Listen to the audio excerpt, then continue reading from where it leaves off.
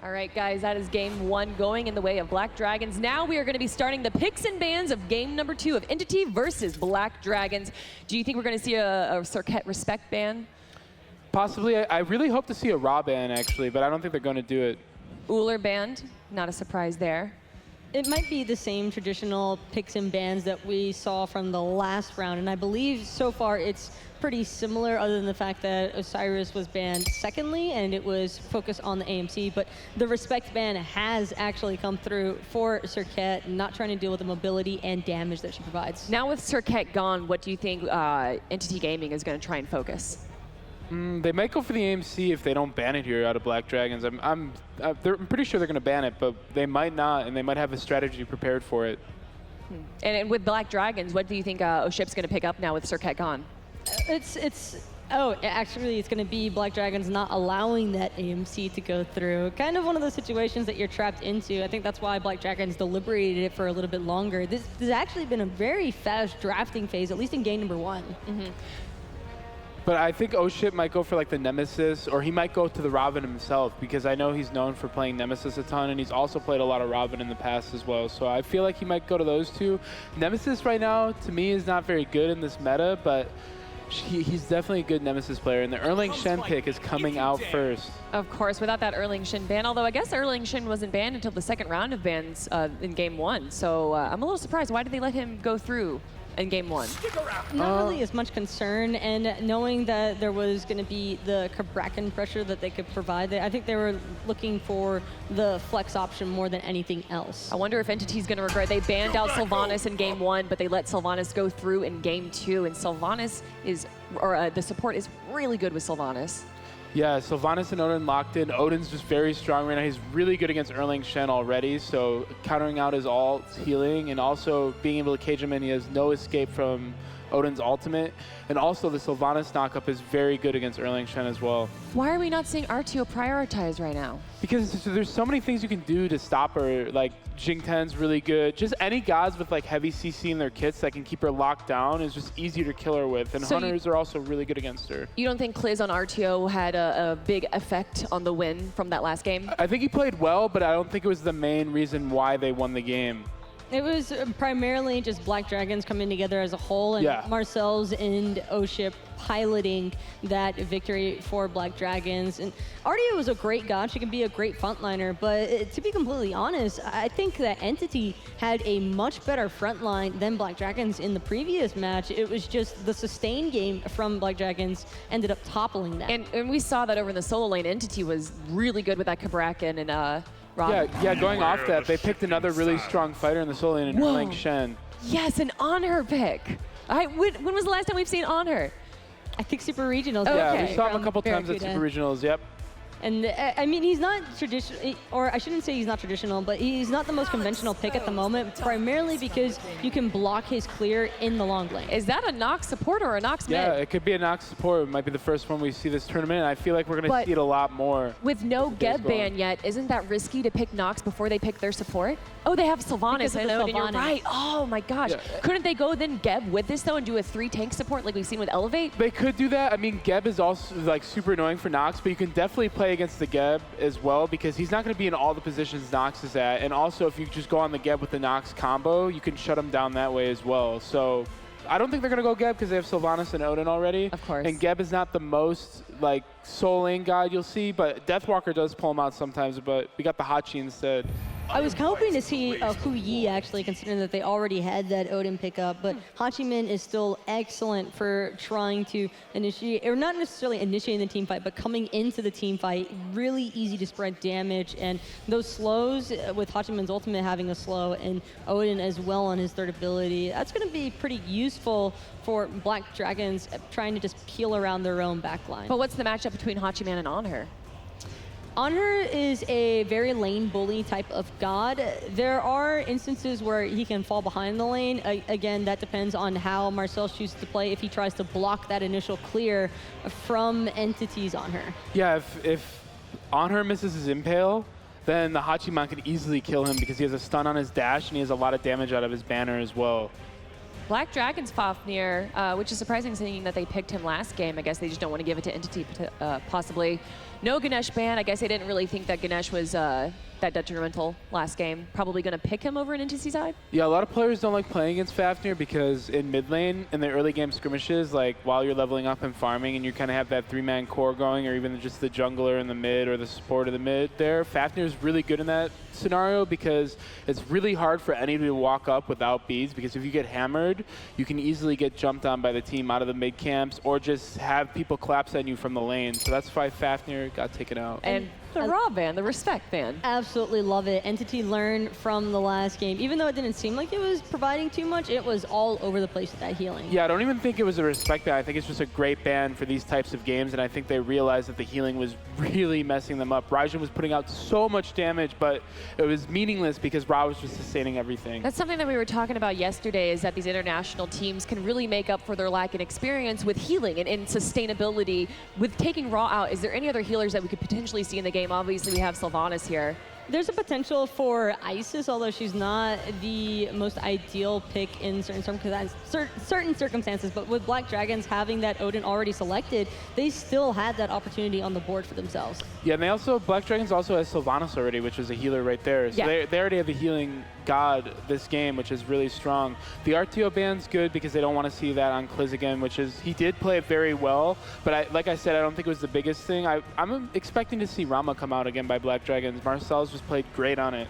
Definitely. I'm actually a little surprised that they didn't ban him out, but I guess they were too afraid of RTO and Raw. They have the Hachi already. I'm expecting a double Hunter comp coming out of them, but it doesn't look like they're going to. Amaterasu hovering over and locked in. All right. No way. Or I shouldn't say no way, because it is possible. We have seen 4 physical compositions actually succeed. Yes. It just all depends on how you start out the match and whether or not you're able to maintain that momentum. And Amaterasu is a perfect god with like 2 hunters as well, because her objective shred with the hunter's auto attacks, her 10% aura increased damage on her 3 autos, and also her power passive is just so strong for nuking objectives and just burning them really fast.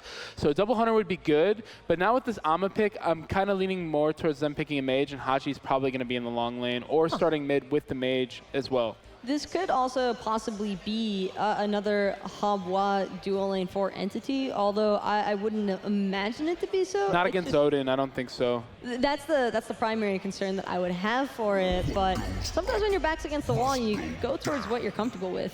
We got a Xing Cheng pick over in Entity's side right there. How does the Xing Chen Nox lineup work in mid lane?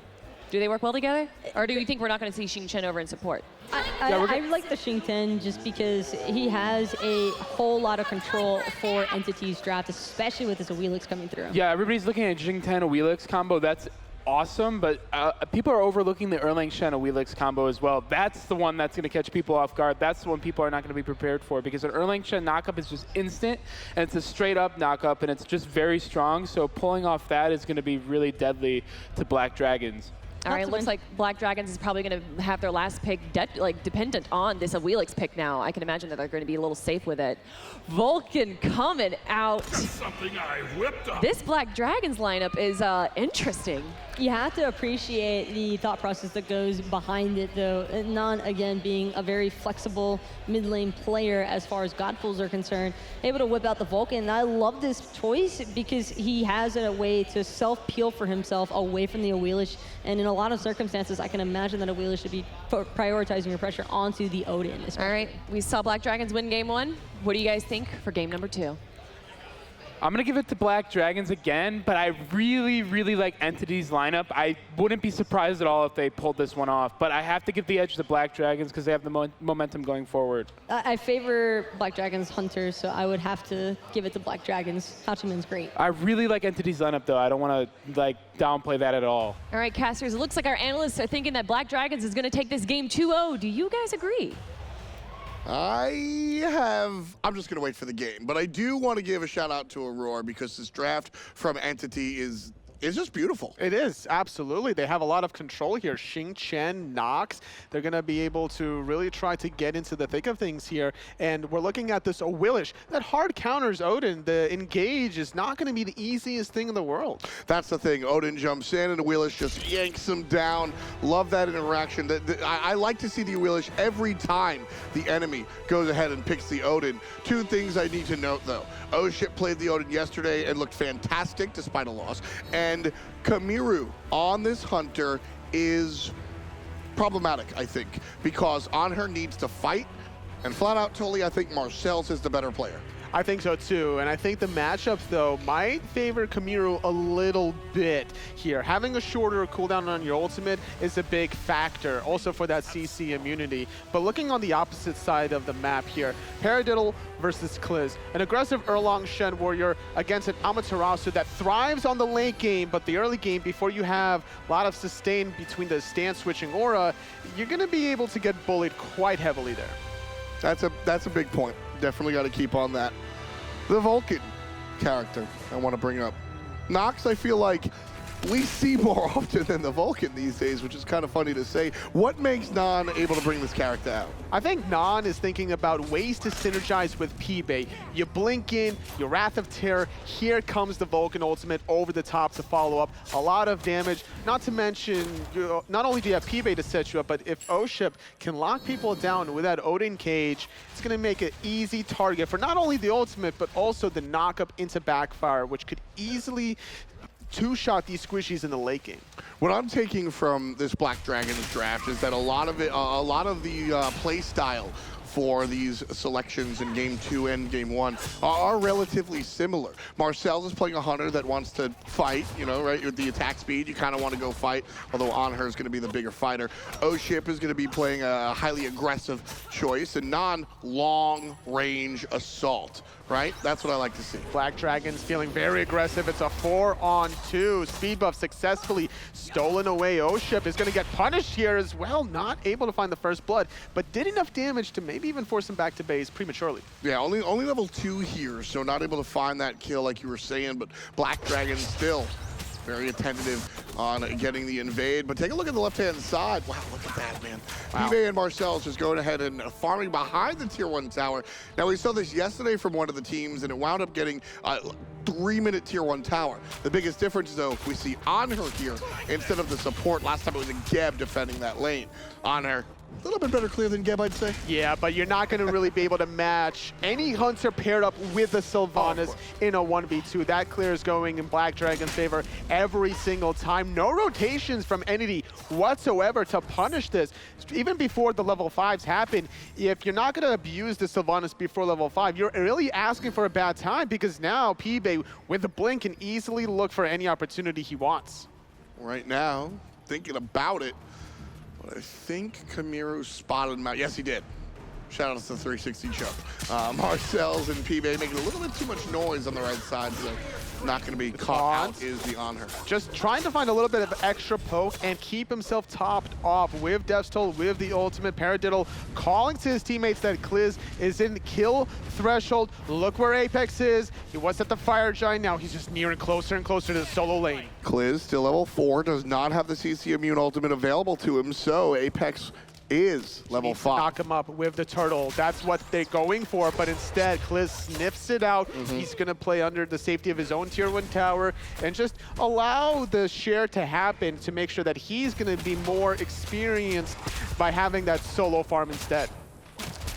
Interesting choice. We see the two different starter items here for our two Hunters. Bluestone on MarcelZ and the Death Toll on Kamiru. Why do we see that? So even though MarcelZ is playing Hachiman, where you get MP5 from his passive as long as you're hitting in hand, the Bluestone gives you 5 extra power, then the Death's Toll, and that's the whole idea here, making sure that your abilities hit harder and a little bit of that damage over time, whereas Kamiru is looking to stay in lane as long as possible. He doesn't have PIBE to heal him up on the opposite side, so he's relying on that starter item, even though he gets 5 less physical power.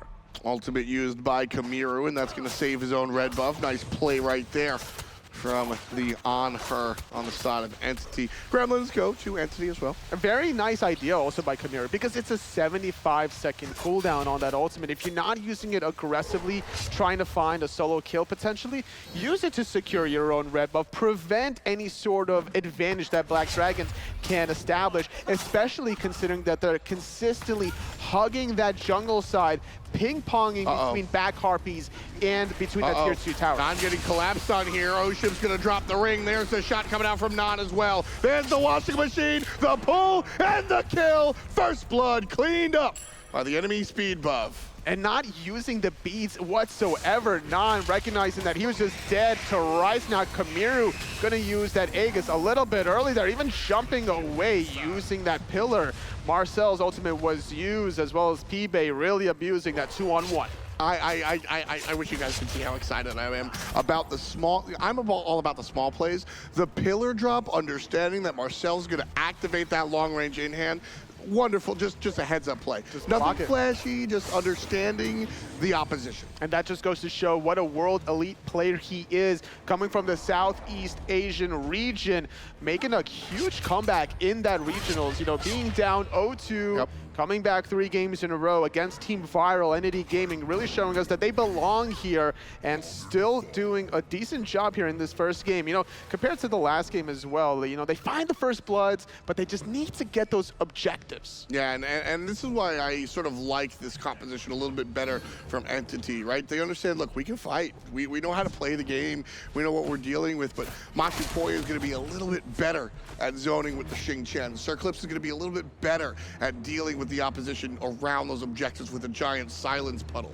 I really like these character selections coming out from Entity with respect to how they played in game number 1. I'm a big fan of their draft, honestly, as well. The amount of control here, we're looking at Mashu and Eclipse combined, knockups on knockups here with Paradiddle, even more action onto oShip, caught in an awkward position as Kliz is forced to use his ultimate defensively, trying to save oShip's life, knowing that if oShip jumps, he's going to get pulled back in, and that's going to be another easy kill for Entity. Yeah, again, nice discipline coming out from oShip to not jump.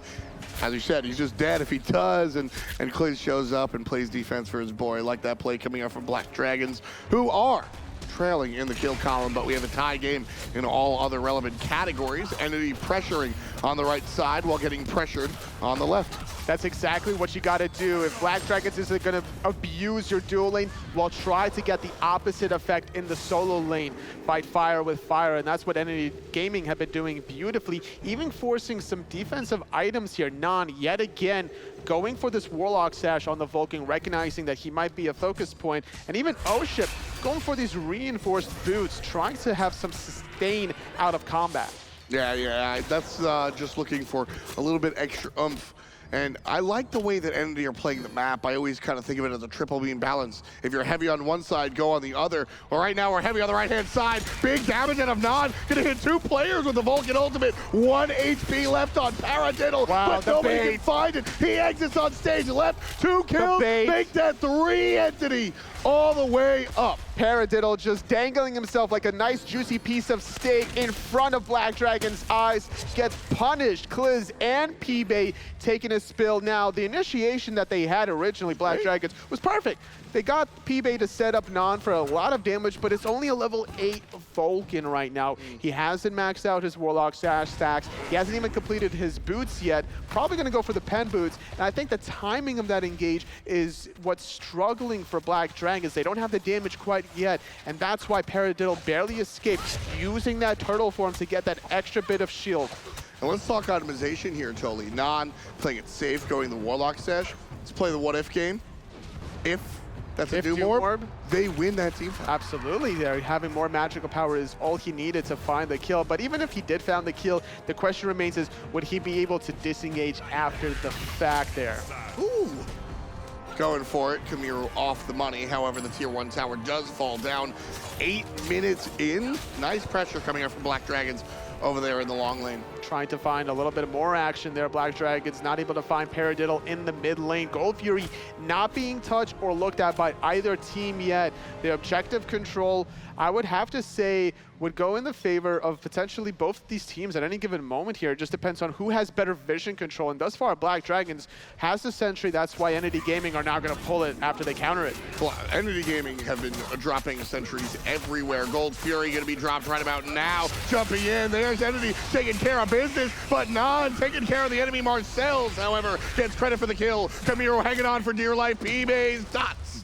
Get it. That's number 2 for Black Dragons. Gold Fury secured at 9 minutes and 15 seconds, but at what cost? Losing your Soul Laner and your Hunter. Now you're left in a 3-on-5 position where Black Dragons, they know how to take advantage of these numbers. They've been around the block, and they're getting this tier 1 mid tower at the pre-10 minute mark. The gold doesn't match up totally. You get more gold for that 9-minute Gold Fury than you do for that tier 1 tower. However, I think the tier 1 tower is the more impactful objective at this point in the game. I agree with you here. Now it's going to be tricky for SirEclipse to get back into safety here. He's going to have to even go towards his tier 2 tower if the action gets a little bit closer in that mid lane. Black Dragons can easily abuse that mid laner and even like potentially finding some of these rotations here. I think that Black Dragons just needs to stay a little bit more close to the action, trying to pick off Eclipse specifically. Well, I mean, look at that. Entity Gaming get first blood. They get 2 kills after the first blood. They get a Gold Fury. Black Dragons only have 2 kills, and yet it's a tie game. They're separated by 300 gold, excuse me. But that's 2 sentry wards, right? Like, this is an even game. It's the net worth. Look at MarcelZ, 6,300 gold versus 5,000 on Kamiru. That 1v2 just stripped away too much jungle from the Anhur. No back harpies to get, and he had to constantly try to get the wave under his own tier 1 tower. So you know he was losing some of those melee minions.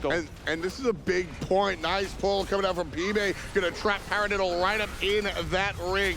Grabbed, however, tossed, and apex able to take advantage. PIBE might be the first to fall, and he will. apex with the kill on the Awilix. But Paradiddle has no mana. It's a 1-for-1. Black Dragons responding in kind. They could potentially chase this down, recognizing that the Mashu is less than half health, and without the ultimate from Apex, oShip is free to jump at his will. Once Mashu used his ultimate to kind of catch PIBE, the Awilix ultimate went off, and that's when oShip jumps in, trying to get that full bird bomb combo off.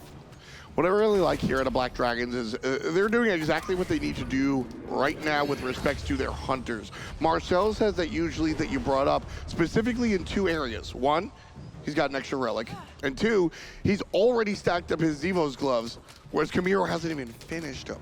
Those are the two things that Black Dragons really need to leverage their hunter with. You can see MarcelZ, he's up there in the net worth. Huge disparity, 1,000 gold to be exact. So despite gold being even in terms of team value, the Hunter v Hunter matchup, not so much. A 2-level deficit, sorry, make that 3-level deficit.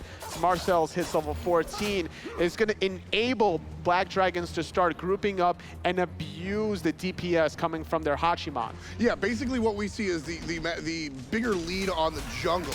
Apex is ahead for Entity Gaming, and MarcelZ is ahead for Black Dragons. So that's why we see Apex able to really deal with this. Black Dragons take the objective very simply there. Apex is able to make these early game moves on the Awilix, but as the game gets closer to the mid and the late game, MarcelZ's lead is going to be more relevant. Nice little poke onto Kamiru there, really trying to make sure that he's not going to stay relevant in this game whatsoever. Whenever you see someone down, sometimes you just got to kick them down a little bit harder in the game of Smite. And that's something that Black Dragons have been abusing. Talking about that Portal Demon, though, that was a great zone from oShip. You don't always have to use your Odin cage offensively to set up Nod. You can use it to even secure some objectives. Yeah, I mean, you can't walk through it. That's right. Can't walk into it. Most of the time you think about that ring, you want to walk out of it. That's right. There's no Phantom Relic here on the side of Entity Gaming quite yet. Might be the level 12 marker on Mashu once we see that being picked up. But until then, Black Dragons are very free to abuse that cooldown. It's a very short one, too. 13.5 in here. Black Dragons with 3 kills, comparatively speaking to Entity's 4. Nothing really separating our two teams. Although it is worth noting the 1,800 experience lead there, Tully. That's between the two hunters there, exactly what we were mentioning before. It's MarcelZ really abusing Kamiru alongside PIBE that was there earlier on, but on the backside, aPex is here. And MarcelZ just, well, he's a guy on a horse. Yeah, just gonna ride away into the sunset. He's a guy on a horse. It's amazing. See you later. Kliz, on the other hand, getting harassed by a guy with a dog. Paradiddle on the Erlang. Shen gonna do what he can over there. But you know, this is, and again, I mentioned it earlier when we watched the Gold Fury go down, and how proud I was of Black Dragons understanding their strength, trusting their hunter, and what I call playing through your strengths. MarcelZ is just a better hunter than Kamiru. Black Dragons understand that, and that's why they're leaning so hard on that lane. Ooh, jumping in there, Paradiddle not able to steal away that blue buff. Kliz picks up, but more impressive than MarcelZ getting the advantage in the dual lane is how Kliz hasn't had an early disadvantage truly in the solo lane, because we were talking about that aggressive matchup against Amaterasu. Well, she's now having that power spike where she's maxed out her stance switching aura. Now she has that breastplate of valor for that 20% cooldown reduction to be able to spam it, get extra movement speed for your team, get extra power. That's exactly what Black Dragons are doing, trying to secure this first gold fury of the game for themselves. Half HP, leashed, pulled, Black Dragons not making the choice just yet. It's a little risky here without Kliz there to get that extra aura damage. Mashu gets rooted into place, baiting out the silence fog from SirEclipse. Mashu still goes in, but he's really low. And he's by himself. Mashu's gonna get stuck. Nann's shot all the way over the top. Does some damage, but it's a 1-for-1 as aPex takes out.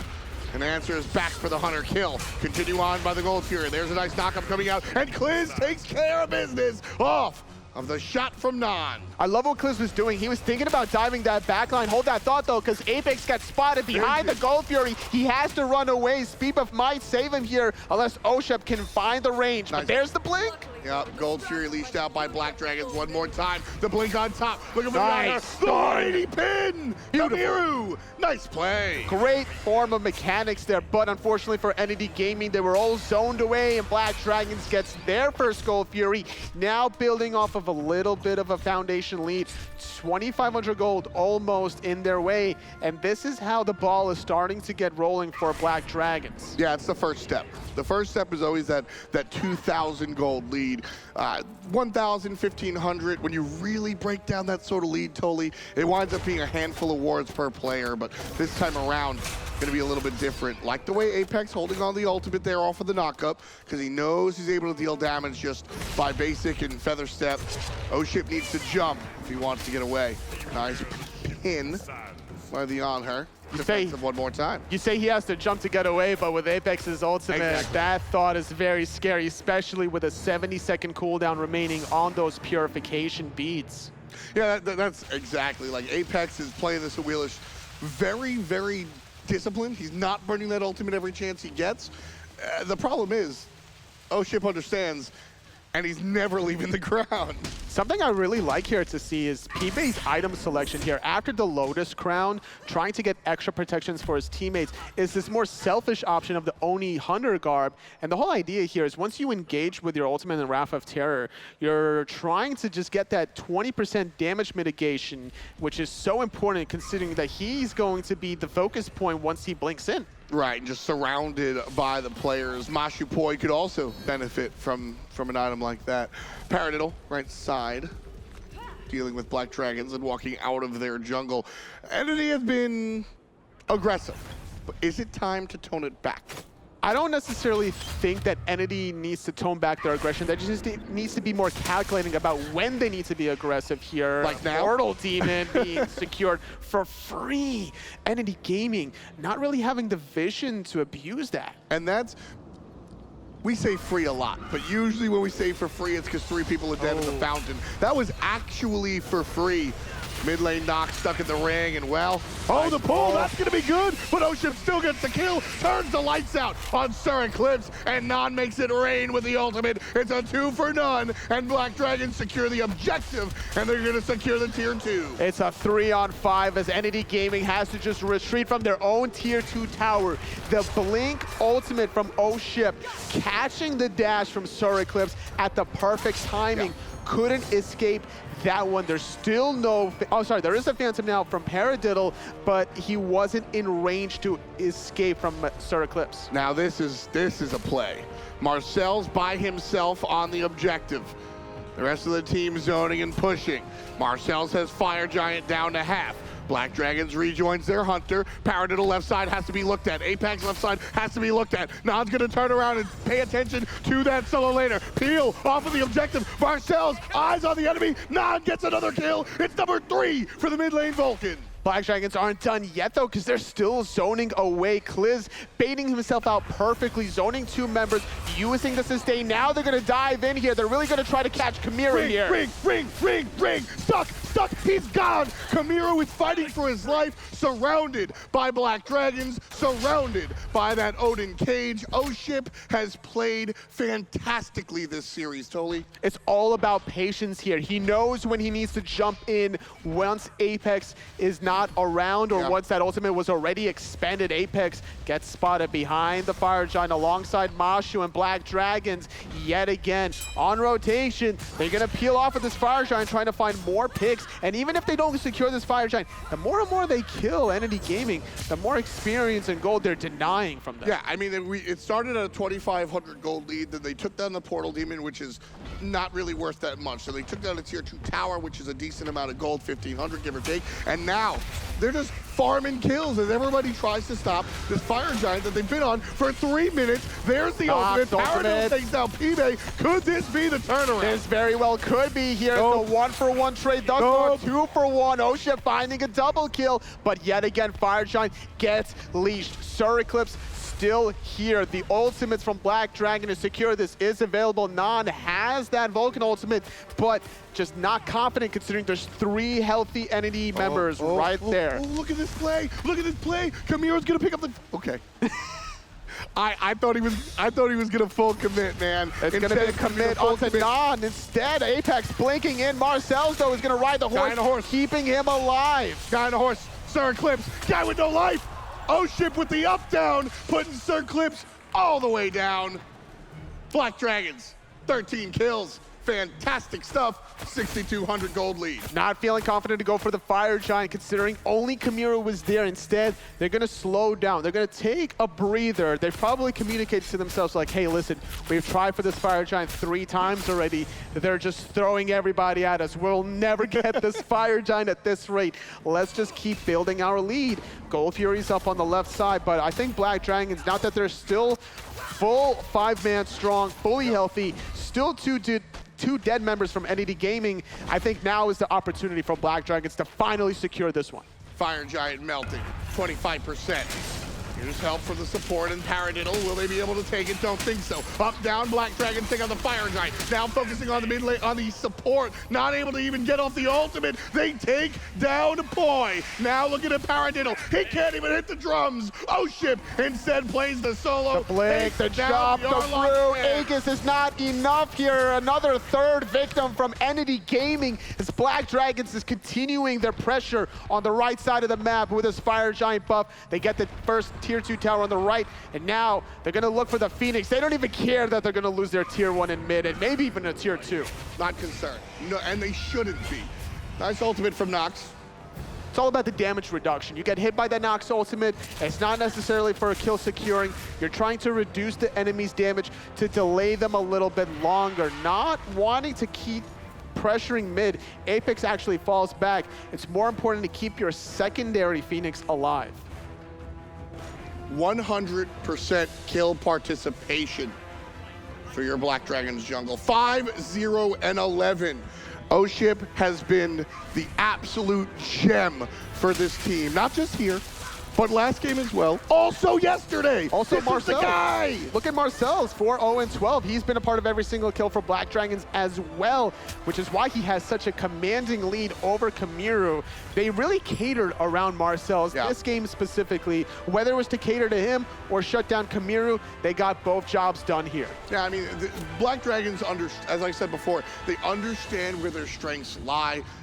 just give oShip these characters that have the control. Odin with the ring, Starket with the blink taunts, really able to bring the early game prowess, which is important for oShip, and the control that continues throughout the game. Odin's a character that we say falls off, but if you're able to make this sort of impact, totally, it's 23 minutes in, and Odin is one of the scarier characters here in this match. You're basically an ult bot at this point. This is why we're seeing so many defensive items come online here. Spirit's Robe, Margardian Mail, a lot of regen here from the Stone of Gaia. Mashu just taunting oShip here. It's like, I see you, buddy. Yeah, oShip's like, bro, if you walk at me, I mean, do it. Yeah, I'd rather you walk at me than my tier 2 tower. Yeah, oShip's sitting there like, I got 5 levels on you. What you gonna do about it, right? Mashu just gotta walk away. There's nothing he can do about it, frankly. And PIBE, a nice little use of that Mad Guy's Blessing there, popping it with that Silence Cloud. Even if it doesn't detonate, just walking over it will proc that Mad Guy's Blessing. So now once PIBE blinks in, there could be some CC disruption if SirEclipse waits perfectly and drops that Silence Cloud. We'll see. And we'll see very soon. Black Dragons up 10 kills, looking for more. Paradil already low. He's supposed to be tanky. Nann and MarcelZ combine for the 1-2 punch, and Black Dragons is legal. oShip hanging out in the back lane, still looking aggressive. Black Dragons pushes in, takes care of business. Left side Phoenix toasted. And there's fire minions being poured down the Titan room. The knockout from Nann is good. Puts Kamiru in an awkward position. He forced to jump away. iApex able to jump away, also preventing that pull from PIBE. Third Phoenix going the way of Black Dragons here, and they can close out the game right here, right now, and advancing forward to the quarterfinals. No ultimates just yet for Black Dragons. Still waiting on those. Black Dragons poised, ready to strike. Paradiddle spawns at 7. Keep an eye on the solo lane. For now, Black Dragons all in on the Titan. MarcelZ takes care of Apex. Titan down to 4,800. Nann gets another kill. Half HP right now for the Titan. 25. That's game. Black Dragons is moving on. See you later. Congratulations. They really played that flawlessly, leaning on Nann, leaning on MarcelZ. Their 2 hyper carries in the back line, having top player damage as well, showing what they're truly capable of here at HRX. For me, I'm buying an oShip jersey. That guy controlled both games here. Black Dragons looks fantastic. Jungler leading the charge. Great game. For now, let's break it down. It's Kelly in the desk. Thank you so much, Tom. I mean, just like he said, oShip on that Odin was he carried the game, but the entire team did really well towards the mid game. But the early game looked like it was in favor of Entity. Aurora, what happened to Entity's game? Yeah, they were doing so well. They kept getting their speed and their blue, but then eventually they had a really good fight where they picked off Sylvanus and they poked out the other characters as well. They got the blue buff, and then oShip was still there, but he was low mana, and he was the only one there, and then they got scared and they just retreated and they didn't get the speed buff as well. I think it was the 3rd or 4th respawn of the buff, or I think it was the 3rd respawn, but they really needed to keep it up, and if they could have kept keeping control of the solo lane buffs, they would have had a really good chance of winning the game. It felt a little bit like the beginning of the end for Entity during that moment, actually, because even though Black Dragons ultimately came out on the bottom end from that fight, just the fact that Entity was giving up that map pressure, and slowly but surely Black Dragons just confirmed the rest of the map back. Yeah, because you saw Kliz was starting to get his blue buffs. They kept getting their speed and blue on the respawns, and their dual lane was still really far ahead. And the one thing I want to point out is that Kamiru did a really good job on the first buff respawn. He secured his red buff with his Honor ultimate, and it was really good by him because they got a buff lead on them. They got 5 buffs there, and Black Dragons only got 3, but they weren't able to keep that up, which is unfortunate because I really like this Entity team a lot. But Black Dragons is great as well, and I'm excited to see what they can do against the United. It definitely seemed like Entity shifted when that Gold Fury, they tried to take the Gold Fury, and it wasn't a really good trade. Talk of what happened there. It was just losing 2 members because they all in, basically. They knew that they were going to full commit to the Gold Fury, even when the rest of Black Dragons started making the rotation.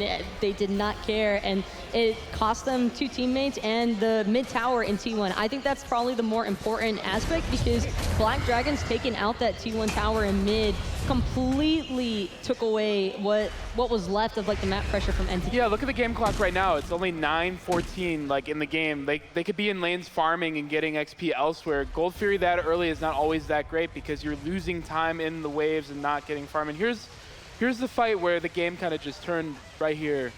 What was happening here? It was just when Entity went for the invade, and it just did not pan out in their favor for the most part. No, it was good for them. They pulled Sylvanus. She flips the ult. Beautiful play by the Apex. But then they get the pick here. They poke them all out. Erlang Shen lives. Beautiful play by him. He dashes through the entire team. Oh, wait. No, this is not it. This was a later moment. Was this a later moment? Yes, because Okay. Entity was trying to look for another invade, but Black Dragon Yeah, that was had all the earlier in proper the game. responses. Because that was right after, or one of the buff spawns afterwards, but it still did a great job though from Black Dragons. More importantly, just the fact that they kept applying the map pressure after they were able to reestablish it. That is always a little bit tricky to handle at times, especially since Entity probably had a better draft, at least for the pick composition. It seemed like that was a little bit of their mentality. They just weren't able to continue executing it. Yeah, it's just unfortunate because I really, really like this Entity team a lot. Like just talking to them, they're so excited for Smite, but they showed up, they tried their best, but they're going home now. I absolutely have to agree with you Yeah. on that though. I love the potential that you can clearly see remains in this team still, but they still need a little bit more experience at the international level before I think they're prepared, but always next year. But Yeah. congrats to Black Dragons. They played really well. They're going to be making it on to tomorrow, guys, in the quarterfinals. But first, we have an interview with Kliz and Gabriella. Hey everybody, we're standing here with Kliz from Black Dragons. As you saw, a tremendous performance for that 2-0. First things first, you are the team for your region, so how does it feel to represent Brazil?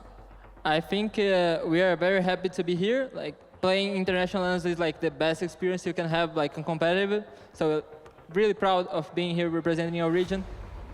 Despite some of the aggression that came from your opponents, your team really seemed to be very objective-based. So how did that enable you to have this 2-0 victory?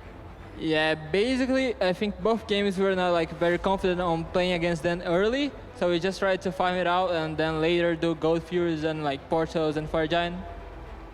So I hear you're pretty big on social media, quite a bit of a personality. So how would you describe just your presence in the community? I mean, I'm only on the team because I use Twitter because they don't. So I'm just like the social face while they carry me in game, like I go feeding. Fair enough, nothing wrong with that. Of course, this was just one match for everything. So going into the rest of HRX and the games that you have to come, what do you look forward to most? I'm gonna solo Mike 5 times. Bold words, bold words. Well, I'm sure we'll get another chance to chat later on. That's going to do it for this set. When we return, we'll have more Smite action for you. So see you then.